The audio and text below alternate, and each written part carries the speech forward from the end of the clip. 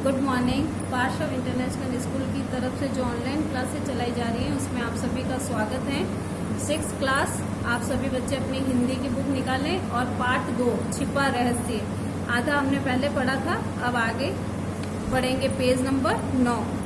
एक दिन दूध कंपनी का मैनेजर सुबह सुबह अस्तबल का मुआयना करने पहुंचा।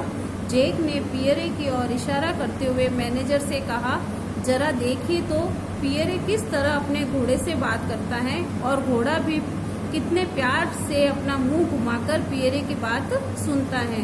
पियरे और घोड़े में गहरी दोस्ती है। इस रहस्य को बस यही दोनों जानते हैं। कहने का मतलब है मालिक और घोड़ा दोनों अच्छे फ्रेंड हैं। कभी कभी तो ऐसा लगता है जैसे दोनों हम पर हंस रहे हो। पियरे भला आदमी है, पर बेचारा अब बूढ़ा हो रहा है।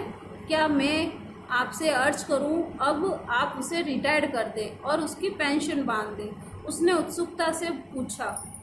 बात तो तुम्हारी ठीक है, मैनेजर ने कहा।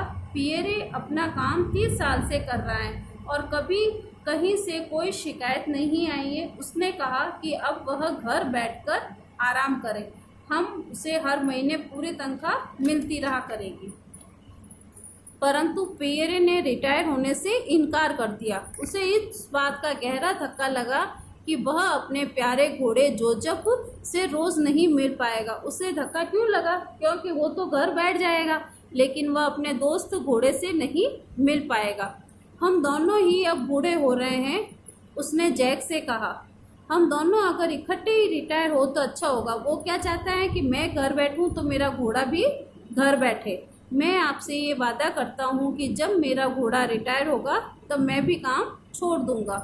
जेक एक भला आदमी था, वह पियरे की बात समझ गया। पियरे और जोजफ के बीच रिश्ता एक कुछ ऐसा था जिसे देख दुनिया मुस्कुराने लगी। ऐसा लगता था मानो दोनों एक दूसरे का सहारा हो। जब पियरे गाड़ी की सीट पर बैठा हो और जोजफ गाड़ी खींच रहा हो तब दोनों में कोई भी बूढ़ा नहीं लगता था। लेकिन काम खत्म होने के बाद पियरे लंगड़ाते हुए सड़क पर इस तरह धीरे धीरे चलता था जैसे बहुत बूढ़ा आदमी है। उधर घोड़े का मुंह भी लटक जाता था। वह हारा थका सा अस्तबल वापस आ जाता था। बूढ़े हो चुके थे लेकिन काम कर रहे थे, तो काम से थक जाते थे तो अपना मुंह लटकाकर वापस अस्तबल में घोड़ा आ जाता था। सुबह सुबह एक दिन जब पियरे आया तो जेक ने उसे बेहद बुरी खबर सुनाई। पियरे, आज सुबह जोजफ सोकर नहीं उठा, वह बहुत बूढ़ा हो गया है। 25 साल की उम्र में घोड़े की वैसी ही हालत हो जाती है जैसे 65 साल के बूढ़े आदमी की होती है। हाँ, पियरे ने धीरे से कहा, अब जोजफ को कभी नहीं देख पाऊंगा।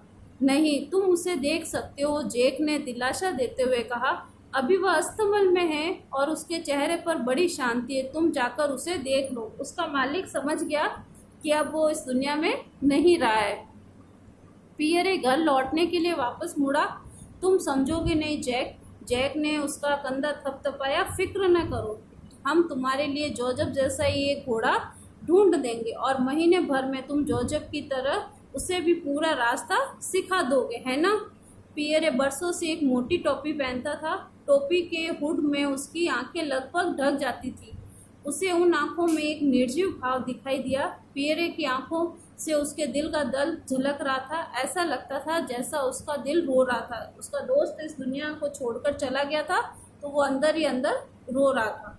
आज छुट्टी ले लो पियरे, जेक ने कहा। परंतु पियरे उससे पहले ही घर वापस चल पड़ा था। अगर कोई उसके पास होता तो वह अवश्य पियरे की आंखों से लुढ़कते हुए आंसू देखता और उसका सुबकना सुनता। पियरे एक कोना पाकर सीधा सड़क पर आ गया। उधर तेजी से आते ट्रक के ड्राइवर ने जोर से हॉर्न बजाया और दबाकर ब्रेक लगाया, लेकिन पियरे को कुछ भी सुनाई नहीं दिया। 5 मिनट बाद एम्बुलेंस आई। उसके ड्राइवर ने कहा, वह आदमी मर चुका है। तब जैक और दूध कंपनी के लोग वहां पर आ पहुंचे और पियरे के मृत शरीर को देखने लगे। ट्रक ड्राइवर ने गुस्से में कहा, यह आदमी खुद ब खुद ट्रक के सामने आ गया है। शायद इसे ट्रक दिखाई ही नहीं, लगता है ये एकदम अंधा हो। एम्बुलेंस का डॉक्टर अभी लाश की ओर झुका। अंधा? ये आदमी तो सचमुच अंधा है। जरा इसकी आंखों का मोतियाबिंद तो देखो, ये कम से कम 5 साल से अंधा होगा।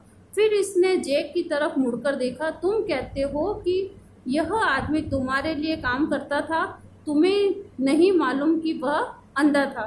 नहीं नहीं, जैक ने धीरे से कहा, ये रहस्य हम में से किसी को नहीं पता था, सिर्फ उसके दोस्त जोचक को पता था। यह उन दोनों के बीच की आपसी बात थी, सिर्फ उन दोनों के बीच की। देखो, उसका दोस्त घोड़ा पहले मरा, उसके बाद ही उसके मालिक की भी डेथ हो गई। दोनों में कितनी अच्छी अंडरस्टैंडिंग थी, दोनों बहुत ही अच्छे मित्र थे।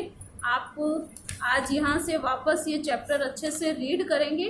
अगले वीडियो में मैं आपको ये क्वेश्चन आंसर करवाऊंगी। जब तक आप ये शब्दार्थ करें, और ये पहला प्रश्न जो है ये आपका होमवर्क होगा। अगर आपको इसके आंसर मिलते हैं तो आप करें, वरना मैं इसके आंसर आपको बता दूंगी। Thank you.